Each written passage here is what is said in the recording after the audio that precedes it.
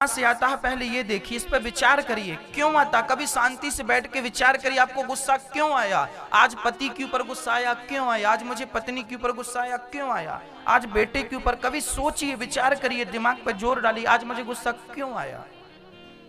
एक बार भी कभी कभी ना आपकी गाड़ी गर्म होने लगती है तो आप देखते हैं क्यों भाई गर्म क्यों हो रही है, क्या पानी की कमी है, क्या ऑयल की कमी है, क्या क्यों गर्म हो रही। तुरंत आप भेजते हैं एजेंसी, भाई देखो भाई क्या प्रॉब्लम है, गाड़ी गर्म हो रही है। गाड़ी गर्म हो रही है उसकी फिक्र है, पर ये खोपड़ी गर्म हो रही है इसका कोई इलाज नहीं किया आपने। इसको भी तो सर्विसिंग में डालिए, इसकी भी तो सर्विसिंग कराइए। इसमें देखिए कहां ऑयल पानी कम हो रहा है, किस चीज की जरूरत है कि खोपड़ी गर्म हो रही है, बात बात पे गुस्सा आ रहा। भक्तों, क्रोध केवल इसलिए आता है, मन का नहीं होता। इसलिए हमारे संतों ने उपाय बताया कि आप अपने मन की मत करिए। गुस्सा उन्हीं को आता है जो अपनी चलाना चाहते हैं, नहीं चली। यहां एक बात बहुत अच्छी समझने लायक है। मैं आपसे एक छोटा सा प्रश्न भी पूछूंगा। ये बताइए, आज तक जो भी इस सृष्टि में हुआ, क्या वो आपके चाहने से हुआ? बस ये बता दो कि आपके चाहने से होता क्या है। मैया जी, एक ही प्रश्न का उत्तर देना है आपको, आगे की बात हम खुद कर लेंगे। बताइए, आपके चाहने से क्या होता है?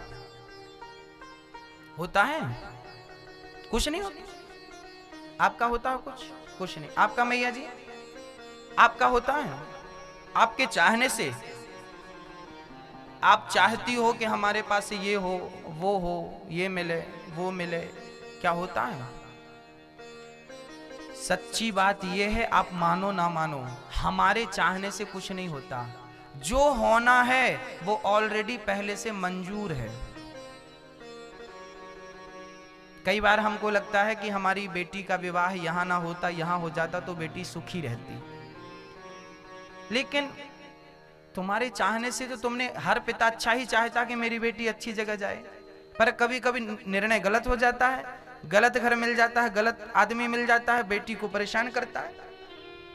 कोई बाप ये थोड़ी चाहेगा कि मेरी बेटी परेशान रहे ससुराल में, पर कभी कभी हो जाता है। सब कुछ देख के किया था, सब बिगड़ के उल्टा हो गया।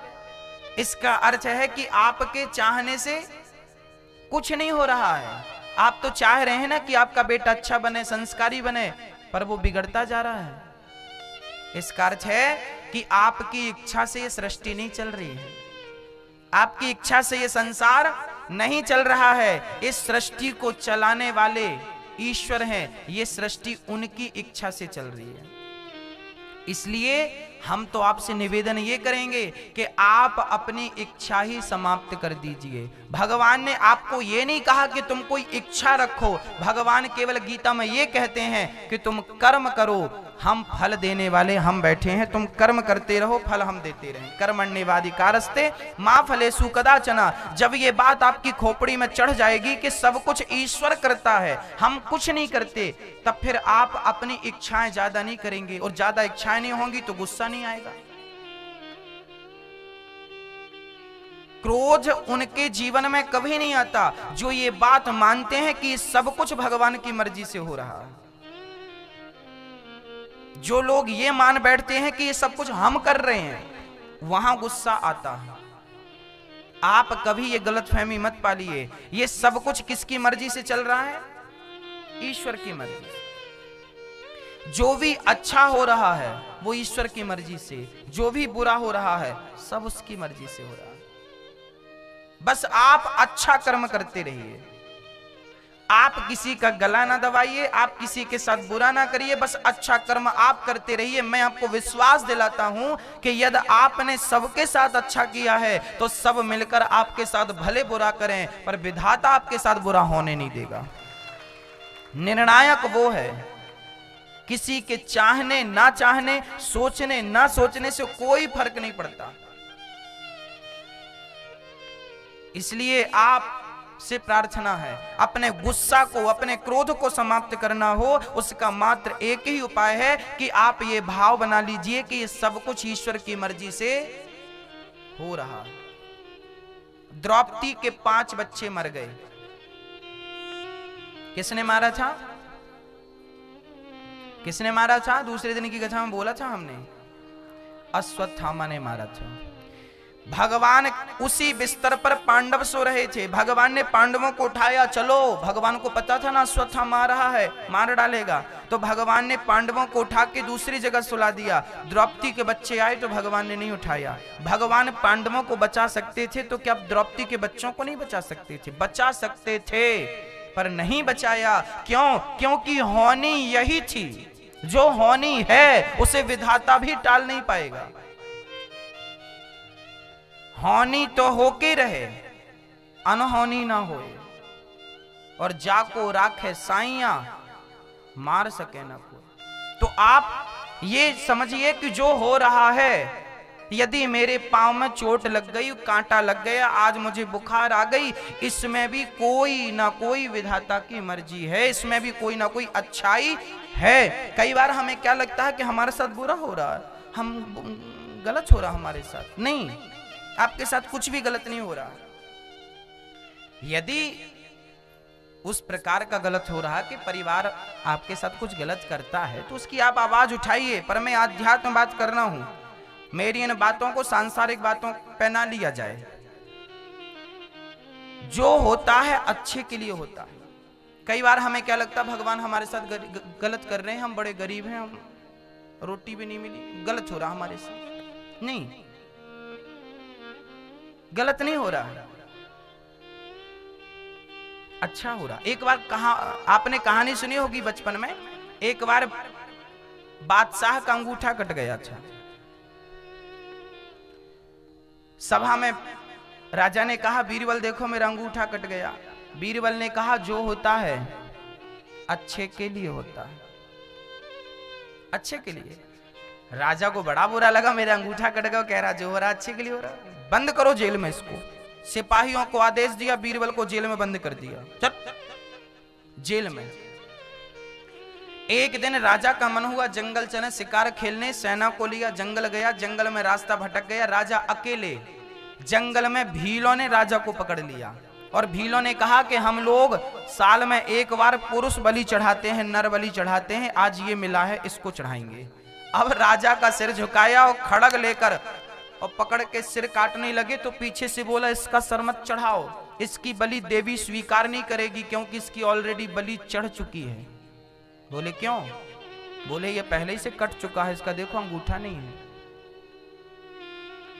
जिसके अंग भंग होते हैं उसकी बलि हम नहीं चढ़ाते, जो संपूर्ण होता है, स्वस्थ, कोई भंग ना हो अंग, उसकी बलि चढ़ाएंगे। अब राजा का अंगूठा कटा था तो उसकी बलि कैंसिल कर दी। भीलों ने कहा जाओ तुम काम के नहीं हो, हमारी देवी तुम्हारी बलि स्वीकार नहीं करेगी। अब राजा को समझ में आया, राम राम, आज ये अंगूठा नहीं कटा होता तो सिर कट जाता। बीरबल ने सच कहा था, जो होता है अच्छे के लिए होता।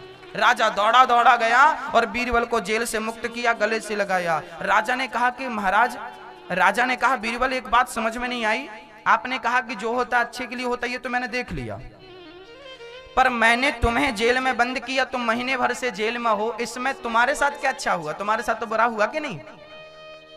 तब बीरबल ने कहा मेरे साथ अच्छा हुआ। कैसे?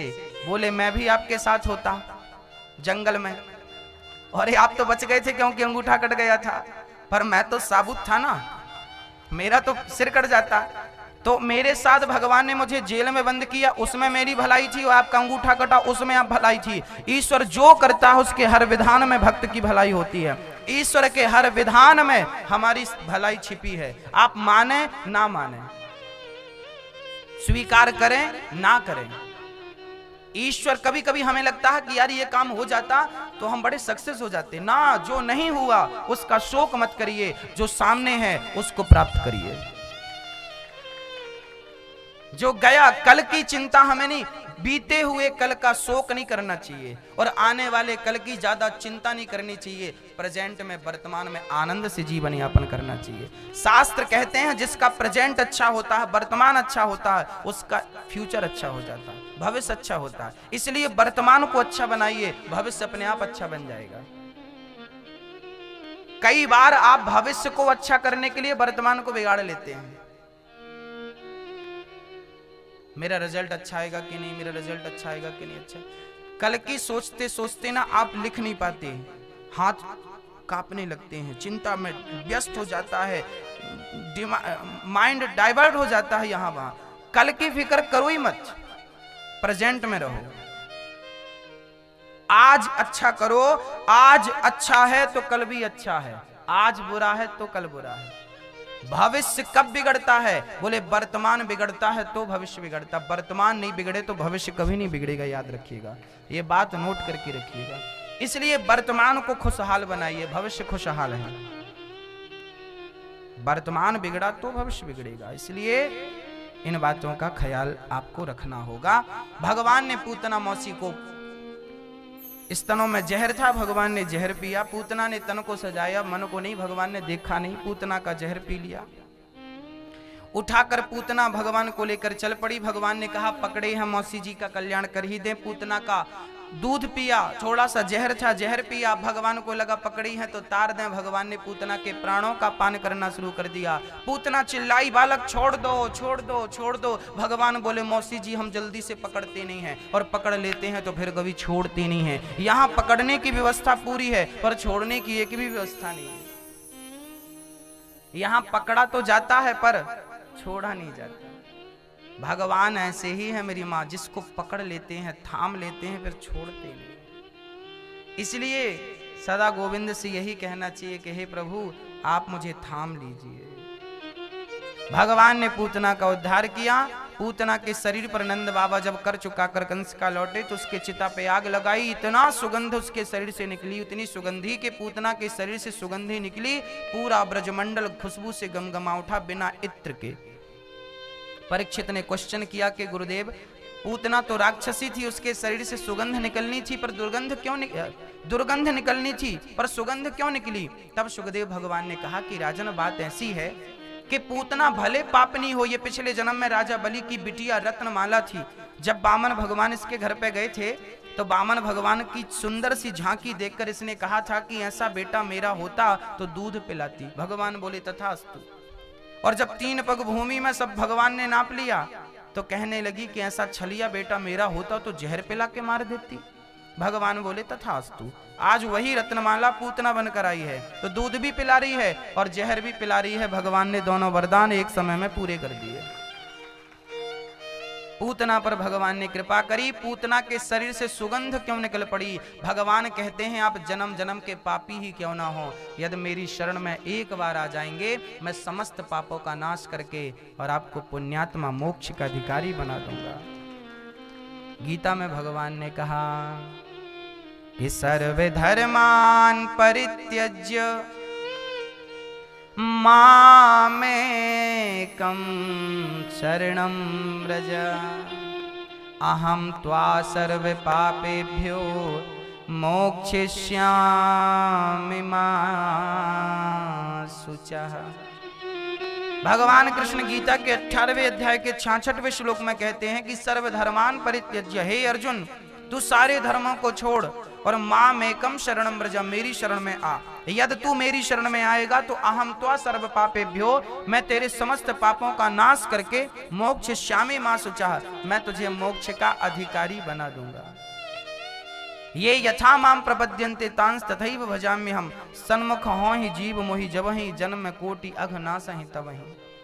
भगवान कहते हैं कि मेरा सिद्धांत है कि कितना भी बड़ा पतित यदि भगवान की शरण को ग्रहण कर लेता है तो निश्चित ही भगवान उसका उद्धार कर देते हैं, कल्याण कर देते हैं। भगवान ने शकटासुर का उद्धार किया। छकड़े पे आकर बैठा था, मां ने बिठाया था, भगवान ने लात मारी, गाड़ी उलट पुलट के धड़ाम से गिर पड़ी। भगवान ने शकटासुर का उद्धार किया। मां यशोदा ने गाड़ी के नीचे सामान भर दिए थे, गाड़ी के ऊपर सामान भर दिए थे और नीचे कृष्ण को बिठा दिया था। कभी कभी मैया जी मैया जी, ओ मैया, पीछे आवाज आ रही है ना? हाँ, तो हम सुनाते रहें। कभी कभी क्या होता है, हम लोग भी अपनी जिंदगी की गाड़ी में ना सामान ज्यादा भर देते हैं।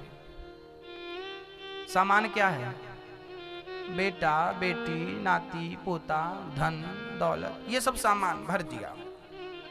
जीवन की गाड़ी में ये सामान भर दिया, और जिस कृष्ण को गाड़ी के ऊपर बिठाना था, उस कृष्ण को हमने गाड़ी के नीचे बिठा दिया। समस्याएं कब होती हैं? जब हम भगवान को भूल जाते हैं। जानत हूं अस स्वामी बिसारी, फिर ही ते काहे ना हो ही दुखारी। भगवान को भूल जाएंगे तो संकट नहीं आएगा मेरी माँ। इसलिए प्रार्थना करते रहो कि हे प्रभु, मैं आपको कभी भूलूं नहीं। हर समय, हर घड़ी भगवान से यही प्रार्थना करो कि हे प्रभु, मैं आपको कभी भूलूं नहीं। हे प्रभु, मैं आपको कभी भूलूं नहीं। बस सदा याद करता रहूं, हर हाल में आपका स्मरण बना रहे। अब भगवान श्री कृष्ण के थोड़ा बड़े हुए, भगवान नामकरण संस्कार हुआ। कौन सा संस्कार हुआ? हमारे सनातन धर्म में कितने संस्कार होते हैं मेरी मां? 16 संस्कार। 16 संस्कार आपको याद हैं कि नहीं? भैया जी, आपको संस्कार याद हैं 16? नहीं, नहीं। क्या याद है फिर? क्या याद है? अच्छा, आपके 16 बेटे होते तो याद होते कि नहीं?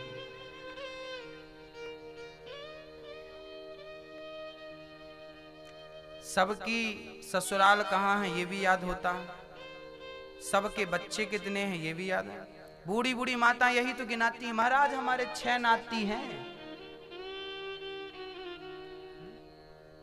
इतनी बहुएं हैं, 4 घर भी हैं, 4। बुढ़ापे में बूढ़ी माँ पता नहीं कब मर जाए, ये घर गिना रही है।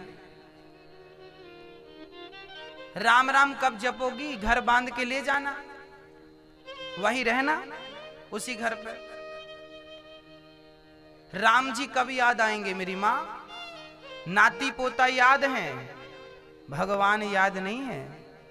कितनी विडंबना है मेरी माँ, कितनी विडंबना। जिसे याद रखना चाहिए वही भूल गया, और जिसे भुलाना था वो याद है, भरपूर याद है। एक लड़की थी, उसकी शादी फिक्स हो गई। लड़का अपने दोस्तों के संग आया अपने होने वाली पत्नी को देखने के लिए। लड़का अपनी होने वाली पत्नी के लिए बढ़िया सी अंगूठी लेके आया, और लड़का ने अपनी होने वाली पत्नी को अंगूठी पहनाई। लड़का चला गया। अब लड़की अपनी सहेलियों को दिखा रही है, देखो देखो मेरे होने वाले पति, अंगूठी दी, अंगूठी दी, देखो कितनी बड़ी, इतनी बड़ी, सोने की है, पूरा 24 कैरेट की है। हाँ, इतनी। एक संत जी वहां से निकले। संत जी को हंसी आई उस लड़की को देखकर। लड़की ने कहा, महात्मा जी आप हमें देखकर क्यों हंस रहे हैं? तब संत जी ने बहुत बढ़िया बात कह दी। संत जी ने कहा, बेटी ये क्या कर रही है? बोले महाराज मेरे होने वाले पति ने मुझे अंगूठी दी, देखो आप भी। संत जी बोले, पागल, जिसने तुझे अंगूठी दी वो तो याद है, पर जिसने तुझे उंगली दी उसे तू भूल गई, इसलिए मुझे हंसी आ रही है। आपको किसी ने हार दे दिया पहनने के लिए तो हार देने वाला याद है, पर हार पहनने के लिए गला जिसने दिया है आप उसे ही भूल गए। कितनी बड़ी विडंबना। ये दुनिया याद है तुम्हें, बुढ़ापे में नाती पोता बहू बिटिया घर मकान सब याद है, पर जिस विधाता ने तुम्हें ये सब कुछ दिया है उसी को आप भूल गए। अरे बुढ़ापे में तो याद कर लो मेरी माँ, बुढ़ापे में तो उसका भजन कर लो। अब नहीं करोगी तो कब करोगी? बुढ़ापे के बाद सीधे मौत आएगी, लड़कपन फिर नहीं आएगा वापस। आपको ये लग रहा हो कि हम फिर से बच्ची हो जाएंगी, तो मर के ही संभव है, जिंदा संभव नहीं है। हाँ, यहां जितनी मेरी माँ बहन बैठी हैं, दादाजी बैठे हैं, थोड़ा सावधान रहिए आप लोग, और सब लोग सावधान रहिए। मुझे भी सावधान रहना पड़ता है। मैं भी रोज सवेरे उठ के भगवान की पूजा इसलिए करता हूं कि मर गए तो, इसलिए पूजा पाठ कर लो। हाँ, पुण्य करके मरेंगे, पाप करके तो नहीं मरेंगे। श्वासों का भरोसा नहीं है, कौन सी श्वास आखिरी श्वास हो जाए, इसलिए मरने की तैयारी हम रोज करके रहते हैं। सोने के पहले भी भगवान को याद करते हैं कि रात में ही निपट गए तो अपने राम को याद कर लो कि राम जी याद कर रहे हैं आपको, मरे तो अपने पास बुलाना, यमराज के पास मत भेज देना, मैं आपके बिना रह नहीं पाऊंगा। और सवेरे उठते फिर याद करते हैं कि प्रभु रात को याद किया था तो पूरी रात चार्ज रहा, अब सवेरे याद करता हूं तो दिन भर चार्ज रखना मुझे बस। तो सुबह का पूजन दिन भर चार्ज रखता है और रात का भगवान का स्मरण रात भर चार्ज रखता है। तो हम तो मरने की तैयारी 24 घंटे करके रखते हैं, अभी मौत आ जाए अभी चले जाएंगे, और रोएंगे नहीं कि मरते रोए रोए मरेंगे, नहीं, पागल छोड़ी है। हमने तो अपनी तैयारी कर रखी है, अनिरुद्धाचार्य ने अपनी तैयारी कर ली है, मृत्यु से डरने की जरूरत नहीं है।